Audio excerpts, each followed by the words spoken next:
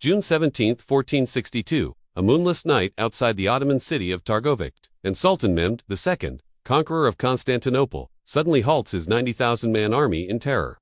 In front of him stretches a plain 2 kilometers long, covered with 20,000 freshly impaled corpses still twitching on wooden stakes. Men, women, children, Turkish prisoners, even stray dogs.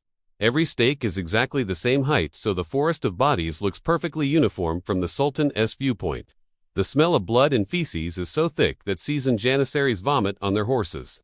The Sultan himself turns pale and orders an immediate retreat. This is not legend. This is the documented night attack at Targoviste, the single most terrifying act of psychological warfare in medieval history. The man responsible is Vlad III Dracula, Prince of Wallachia, known to the Turks as Kaziklu Bey, the Impaler Lord, born in 1431 in Transylvania, son of Vlad II Dracula, member of the Order of the Dragon. The word Dracula literally means son of the dragon. At age 11, he is handed over as hostage to the Ottoman Sultan Murad II, spending 6 years in a Turkish prison learning their language, tactics, and cruelty. In 1448, his father and elder brother are murdered by boyards. Vlad escapes, vowing to reclaim the throne and make every traitor pay in blood.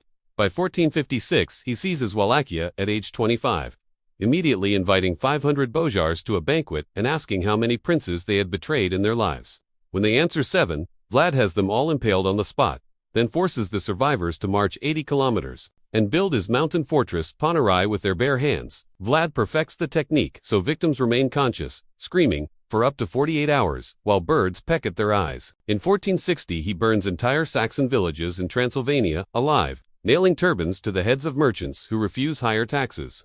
German pamphlets printed in 1463, the first horror bestsellers in history, show woodcuts of Vlad dining among forests of stakes while ravens eat corpses. One illustration depicts him calmly sipping wine as a mother is impaled next to her baby, the executioner cutting the child in half for crying. These pamphlets are propaganda paid by Saxon enemies, but Ottoman chroniclers confirm the worst details are true. By 1462, Mehmed II, the man who destroyed Constantinople, launches a full crusade of 90,000 troops to remove this blood-drinking madman. Vlad has only 30,000 men, mostly peasants with pitchforks. So he adopts scorched earth, poisons wells, burns crops, drives livestock into the mountains. He releases plague victims toward the Ottoman camp, dresses assassins as Turkish sepahis, and burns his own suburbs to deny the enemy shelter. On the night of June 17, Vlad launches his masterpiece. 7,000 cavalry disguised as sepahis ride straight into the Ottoman camp at 2 a.m. For 6 hours they slaughter everything in the darkness,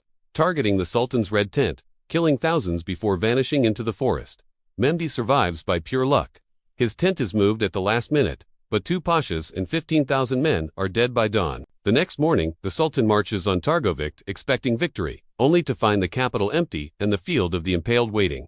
Greek chronicler Laonikos Chalkokondyles writes, "The Sultan said he could not conquer a land ruled by a man capable of such things." Mehmed orders immediate retreat, leaving behind cannons, supplies, and 30,000 prisoners. Vlad later impales along the Danube as a warning. The number 20,000 is not exaggeration. Ottoman chronicler Tursun Beg records 20,000 men, women and children on stakes. Pope Pius II calls Vlad a defender of Christendom, while Matthias Corvinus of Hungary arrests him in 1462 using forged letters claiming he betrayed the West. Vlad spends 12 years imprisoned in Buda, still impaling rats and birds in his cell for entertainment. Released in 1475, he converts to Catholicism, marries a Hungarian princess, and returns to Wallachia with a new army. In December 1476, he wins back his throne, only to be ambushed and beheaded 1 month later by Ottoman-backed boyars. His head is pickled in honey, sent to Constantinople, and displayed on a spike above the city gates. His body is buried at Snagov Monastery. When archaeologists open the tomb in 1933, they find only horse bones. The real grave remains unknown, fueling legends that Dracula simply vanished into the Carpathians. Bram Stoker never mentions impalement once in his 1897 novel. He only borrows the name and the castle. The historical Vlad killed between 40,000 and 100,000 people in 6 years, more than any single medieval ruler except Tamerlane. His terror worked. Wallachia remained independent for another century while every neighbor fell to the Ottomans. And tonight, somewhere in the forests of Romania, locals still refuse to speak his name after dark, because some nightmares are real, and some monsters really did drink from skulls beneath a forest of the dying. The Impaler is dead, but the field of 20,000 still waits outside Targoviste, silent under the same moon that once turned red with blood.